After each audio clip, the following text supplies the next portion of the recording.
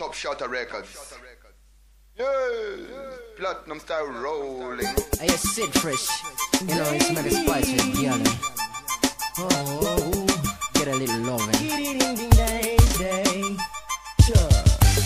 Moyo wangu nafara uchinge ulipanzo mudiwa mtomba zana banyana apachina mowe wanichara sakatami hapa duze mdiwa nukuti nini gaburuze mtomba zana banyana oh sweet fanita zungara natanga bugu mwana moyo wangu wakafara indaga posa ndabada dengane kutida kangeto jamba zakafuririza Moyo Muti uno mera ba uno ra Diwe chagu baira moyo Chishap shapata cha moyo wangu chani norisa Moyo wangu no fara Uchinge ulipanzwa mudiwa Mtomba zana Banyana Apachina mowe wanichara Sakatambi hapa duze mdiwa Nukuti nini gaburuze Mtomba zana Banyana oh sweet fanita Hiyo ndina guda ona lidi gugu saya Pese bali na famba vano tara jema kuwa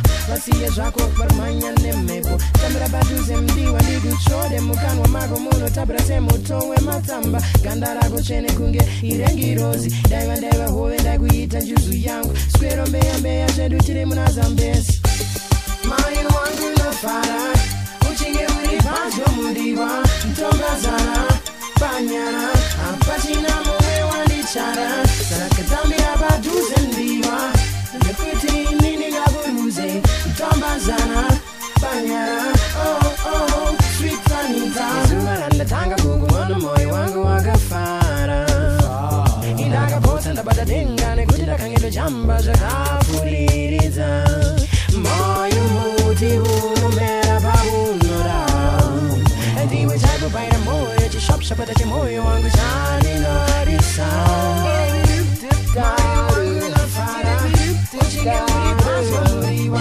Mtomba zana Banyana Apachina mume wanichara Sakatambi hapa duze mdiwa Nukuti nini gaburuze Mtomba zana Banyana oh sweet fanita Baby